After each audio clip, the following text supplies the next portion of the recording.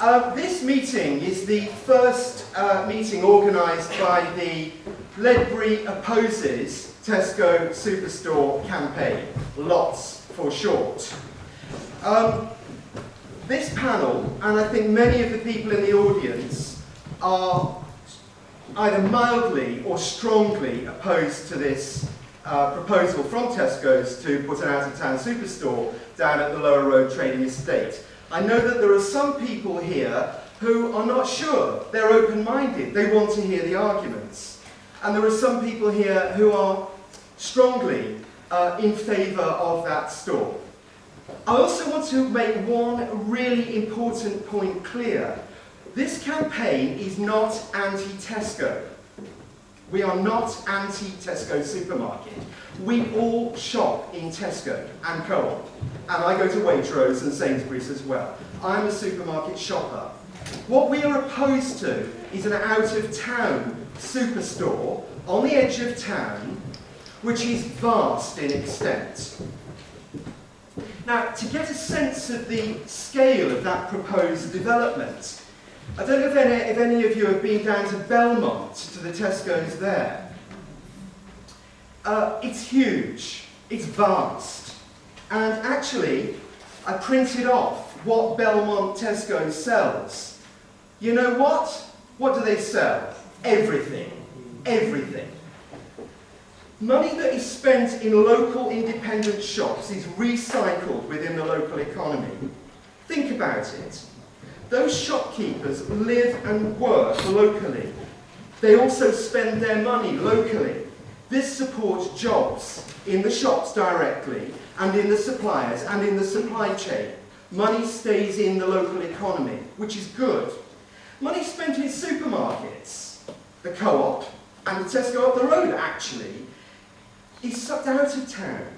And it ends up in the City of London, Hong Kong, Shanghai, God knows where. It's not in Herefordshire. So don't believe Tesco when they say they will create jobs in Ledbury. It's a lie, and they know it is. Let me say finally that we will be as robust in our response to this proposal as Tesco is in pursuing it. We follow the example of our friends in Tenbury Wells, who last year defeated a similar plan. This is not a done deal. Our arguments, our voice counts.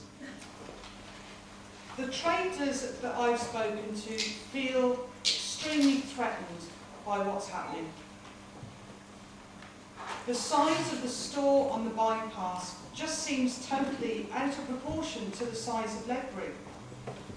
They're talking 3 times the size of what we've already got. We don't want Ledbury to become a ghost town. We have fantastic shops. We've got award-winning butchers. We've got superb grocers. You can get most of everything that you need in Ledbury. Now, if Ledbury Tesco use their imagination to utilise the store that they've got, because we've got Tesco's one end, the High Street, and the Co-op the other end. Fine, perfect, no problem. If we need more space, then let them develop the site that they've got. Build it up, build it out slightly. Use their imagination to stock it with the things that people want. My daughter-in-law said, well, it would be nice to have cheap children's clothes. Obviously it'd be nice to have cheap children's clothes. But when Tesco's closed the cafe in Tesco's, they were going to stock something that there was an uproar about, so they didn't. And all they've done is fill it full of birthday cards and magazines. That is a perfect place to put children's clothes. The shops that we've got in Ledbury are special. That's why people come to Ledbury all the time. That's why we're a tourist town. This Tesco proposal is not a done deal, as Richard said.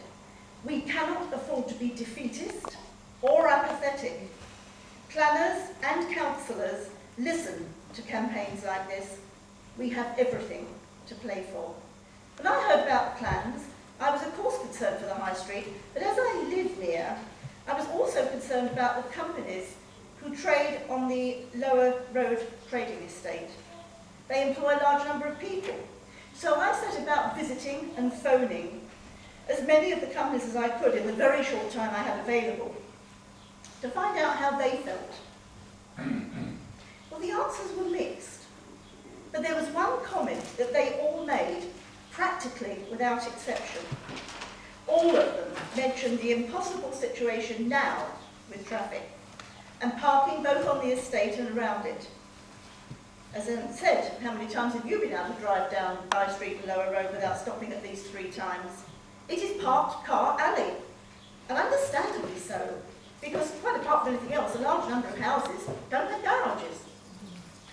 The main access point is the home-based roundabout on the bypass.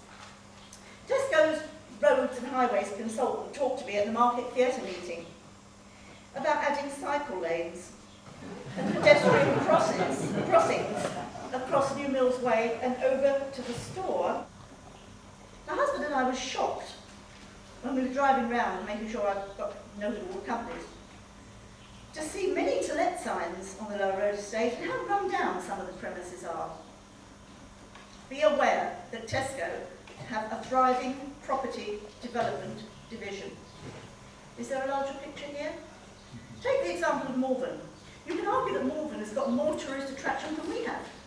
Beautiful geographical situation, the Abbey, the theatre, the cinema, the lovely park. The High Street is deserted now on some days, while cars queue to access the Morrison Superstore with the accompanying retail park, which now has Matalan, M&S, Next, Boots, Brentano's shoes, a pet supply store, a paint store, New Look, Dorothy Perkins. You may be ahead of me here. And before anyone says, oh, jobs, just remind yourselves that most of those retailers, not all of them of course, pay rock bottom rates and run their stores on the absolute minimum staff. You're making the case, obviously, against it, and perhaps the majority of the town will unite against it. But as we saw in the campaign against Leadenhall, what the town feels is sometimes overruled. So I think this meeting would need to move on to how to deal with it, because at the end of the day it's Herefordshire Council that decides, and unless we have influence on them, they take no notice of us. And Tesco are clever enough to entice Herefordshire Council with some offers. We would have to try and anticipate what those offers would be and how to countermand them or the town stand against them. I just want to go back to what you were talking about in terms of the professionalism and the sheer size of the Tesco operation. They have a department called the Department of Corporate Social Responsibility,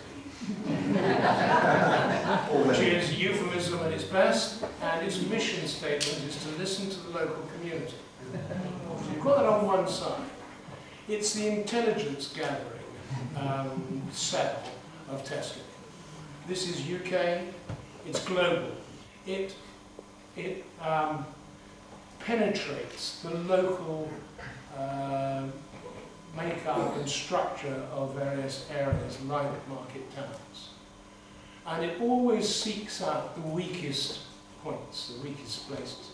It usually puts in proposals around April and May, because that is when the local elections have probably taken place, and a new set of councillors who are not quite used to this and haven't picked up the pace on it are actually getting their feet under the table. I worked as an environmental consultant, and I've helped and supported lots of community groups fighting lots of planning applications. And although a couple of them, yeah, they lost, an awful lot of them, we won. We beat incinerators, we beat phone companies, we beat superstores. And sometimes that was without actually employing professionals until it, as in barristers and such like, until it got to the appeal stage. So it's not the end of the world, it's not a done deal, it can be fought and you can win, we can beat this. Buying locally produced food can help ensure a thriving future for farming and retaining a lively shopping centre with variety, choice and quality of local food. And this in turn supports other businesses such as tourism and service industries, providing quality of employment opportunities. It is unfortunate that events have overtaken us and a major supermarket chain has expansion plans which could affect not only the shops in our town, but the livelihoods of the growers, farmers and producers who supply them. We could find, as others have said, that the choice is not increased but diminished. Small local producers cannot supply the quantities a hypermarket demand. The major supermarkets source their food from around the globe, and they put pressure on their suppliers to reduce prices to an unrealistic level. We could find that there are far more skilled jobs lost than the promised part-time jobs gained. There is also the issue of provenance. When a supermarket buys meat, huge quantities, it is unlikely to come from a small local farm. The animals could have come in from abroad or are moved around the UK hundreds of miles before finally, in yet another place, the meat is packaged and redistributed. A few miles from here, we are lucky enough to have farmers whose animals are born and live healthy lives on the same farm until the meat is sold to butchers in Ledbury. Having said that, we are aware that many people use supermarkets because they are seen to be convenient and cheap. At the moment, we have almost the perfect balance with the two supermarkets, as Annette said, at each end of the town, both sufficiently large to serve our needs, but not enough to dominate us. There are small town centre shops with a range of goods that are open from early morning until late evening. We have a choice of greengrocers and butchers, chemists and electrical goods, delicatessens and a variety of cafes and restaurants, hotels and pubs. This very success attracts other businesses to the area, as others have commented. We are the envy of every visitor who comes here. Ledbury provides a great shopping experience, and I haven't even begun to mention all the other wonderful individual shops and service industries that support this thriving community, all of whom could feel the knock-on effect of a dominant supermarket presence. I think if you'd like to address it.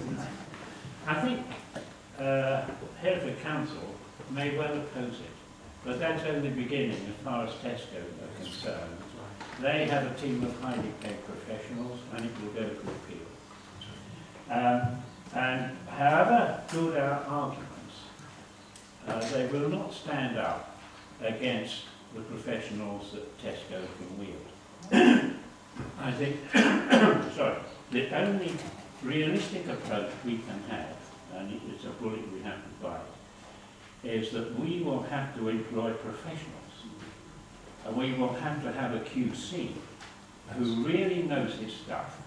And for that, we will need a fighting fund. So unless Ledbury are prepared to put their hands in their pockets and pay, and we're talking many thousands, this is not cheap, but you need all the expertise you can get. And although you are all fully versed with the arguments, you need to have professionals to put them forward. So I suggest you launch as soon as possible a fighting fund, and I'm sure there are plenty of traders and others who would help. Bucket collections, what have you. Get as much money as you can in and employ someone who can argue our case. And I think we have an overwhelming case against it, but it has got to be put, and it's got to be put before hard-bitten professionals who, as you say, are not interested in emotions. They want the hard facts. Thank you.